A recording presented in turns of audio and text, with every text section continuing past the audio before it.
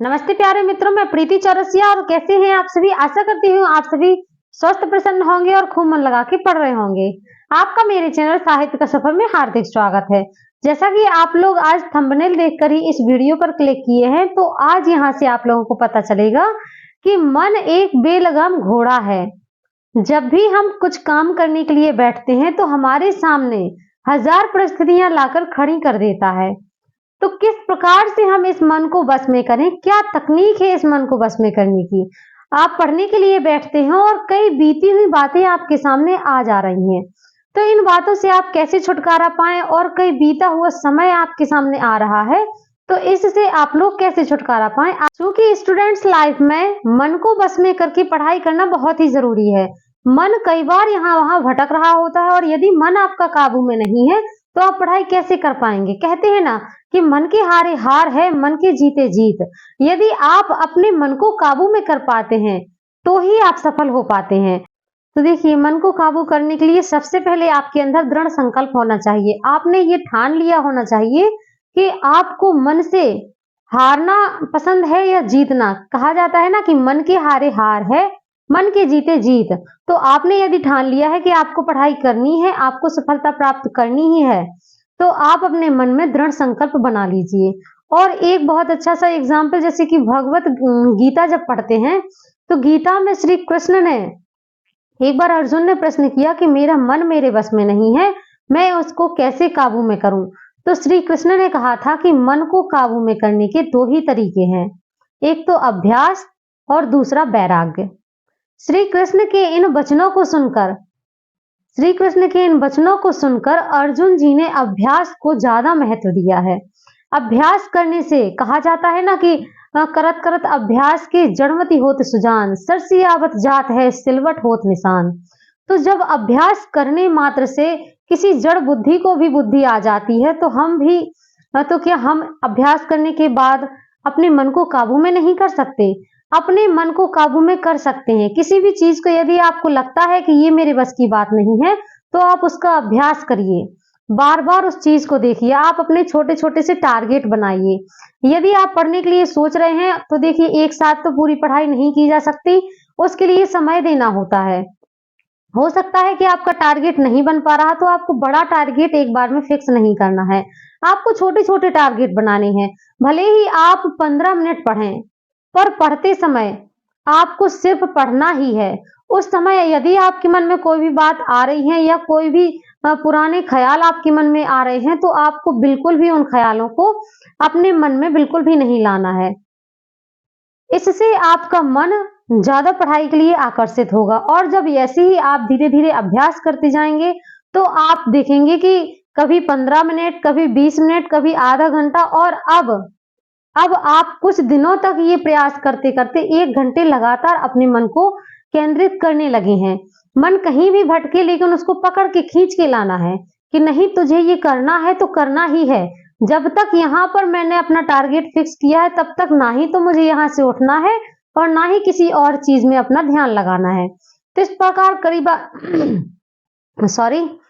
प्रकार कई बार अभ्यास करने से आपका मन, आप देखेंगे कि एक जगह केंद्रित होने लगा है। अब आता है दूसरा पॉइंट कि जब भगवान श्री कृष्ण से अर्जुन ने कहा कि यदि अभ्यास मात्र करने से मन केंद्रित हो जाता है, तो फिर वैराग्य की क्या जरूरत है। इस पर भगवान श्री कृष्ण फिर से उनको उपदेश देते हैं और कहते हैं, देखिए, आपने यदि अभ्यास करके मन को एकाग्र तो कर लिया, लेकिन ये कैसे कहा जा सकता है कि आपका मन फिर से नहीं भटकेगा।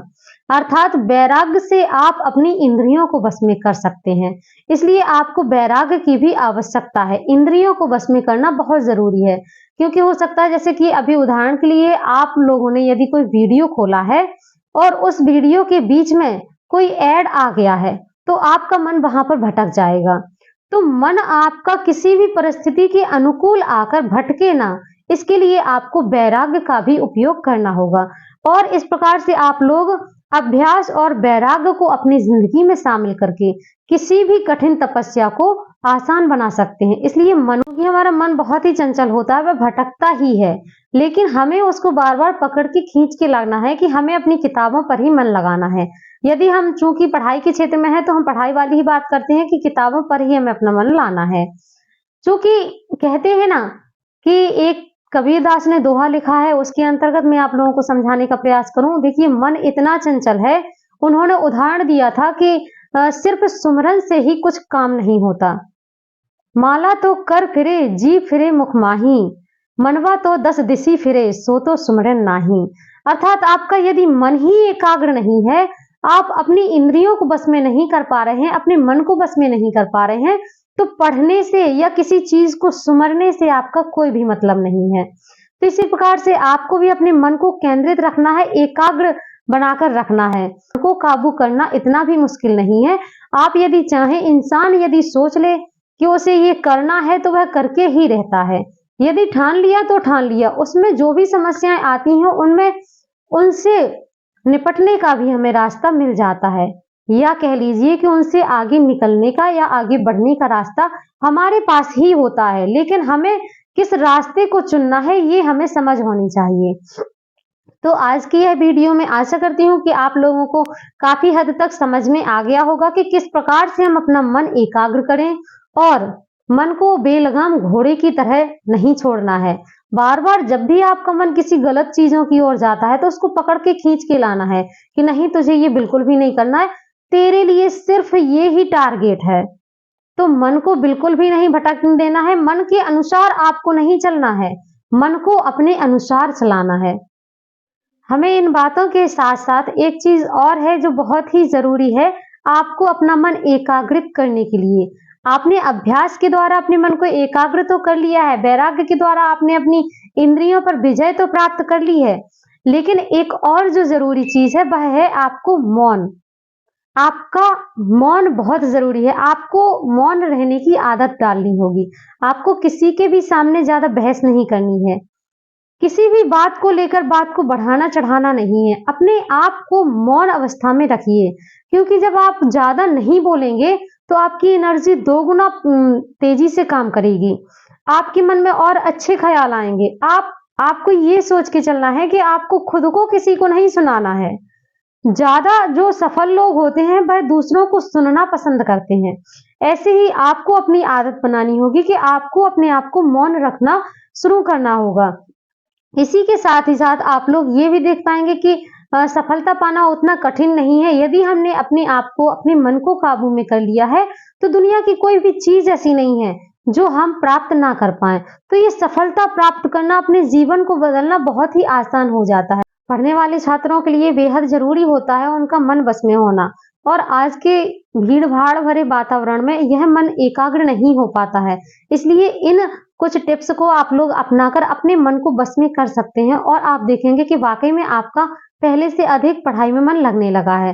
तो अब आप लोग ये नहीं कह पाएंगे कि मेरा मन नहीं लगता, क्योंकि मन को लगाने के लिए एक मेन मुद्दा चाहिए होता है, एक मेन वजह चाहिए होती है, जो आप लोगों के पास कहीं ना कहीं होती है, पर आप लोगों को समझ में नहीं आ रहा होता कि वह वजह कौन सी है। कभी कभार तो कोई ऐसी वजह बन जाती है, जैसे किसी ने आपको कुछ कह दिया और उसकी बात आपके लिए चुभ गई, तो वह चुभी हुई बात मन में ऐसा घर कर जाती है कि हाँ, अब हमको करके ही दिखाना है, कह के नहीं, अब हमको करके ही दिखाना है। तो जब ये वाली फीलिंग आप लोगों के अंदर आने लगती है तो आप वहां पर सफलता की एक सीढ़ी चढ़ने लगते हैं। कहते हैं ना कि अगली सीढ़ी पर चढ़ने के लिए हमें एक सीढ़ी छोड़ना होता है। ऐसे ही कई आदतों को अपनाने के लिए हमें अपनी बुरी आदतों को भी छोड़ना होता है। आप लोग ऐसा करके देखिए, वाकई में फर्क पड़ता है। और कुछ दिन आप देखेंगे कि आप 15 मिनट या 10 मिनट से जहां स्टडी शुरुआत कर रहे थे अपनी, वह आपका समय धीरे धीरे बढ़ता जा रहा है और आपका इंटरेस्ट होता जा रहा है, वहां पर आपका मन लगने लगा है।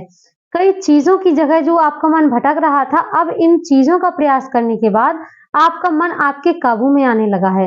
तो देखिए, दुनिया में और कोई भी ऐसी चीज नहीं है जो आपके मन को एकाग्र कर दे या आपके लिए कोई मूल मंत्र बता दे। ऐसी कोई भी चीज नहीं है। आपका कंट्रोल आपके ही हाथों में होता है। इसलिए आज मैंने आपको गीता का उपदेश दिया है, ताकि इसके माध्यम से यदि आप लोगों को समझ में आ जाए कि हाँ, हमारा मन किस प्रकार से हमारे बस में हो सकता है। तो चूंकि पढ़ाई के लिए मन को बस में करना बहुत ही जरूरी है, आपको मन को बस में करने के साथ साथ आपको मौन प्रवृत्ति भी अपनाना उतनी ही जरूरी है। इस प्रवृत्ति को अपनाने से आप देखेंगे कि आपकी ऊर्जा कई गुना बढ़ने लगी है। आप पहले से ज़्यादा अच्छा परफ़ॉर्म करने लगे हैं। तो अपने आप को धीरे-धीरे बदलना शुरू कीजिए, क्योंकि एक साथ कभी कुछ नहीं बदला जा सकता। कोई भी काम एक साथ हम नहीं कर पाते हैं। उसको धीरे-धीरे जब हम समय देते जाते हैं तो वह काम आसानी से होता जाता है और आप लास्ट में देखेंगे कि पढ़ना उतना कठिन नहीं है जितना हम लोग समझ लेते हैं। धीरे-धीरे हमारी हैबिट बनती है और धीरे-धीरे ही हमारे सारे काम पूर्ण होने लगते हैं। आज की टिप्स थी आप लोगों के लिए बहुत ही उपयोगी हुई होगी, क्योंकि बिना मन लगे आपकी पढ़ाई कभी भी सार्थक नहीं हो सकती है। आशा करती हूँ कि आपके लिए आज की यह टिप्स बहुत ही ज़रूरी रही होगी और यदि आप लोगों के लिए वाक़ई में ये वीडियो ज़्यादा उपयोगी रही है तो मुझे कमेंट बॉक्स में कमेंट करके एक बार ज़रूर बताइएगा। वीडियो काफ़ी लंबी हो जाएगी, इसलिए आज के लिए इतना ही स्टॉप करते हैं। मिलते हैं अगली वीडियो में और जुड़े रहिएगा मेरे चैनल साहित्य का सफ़र के साथ में।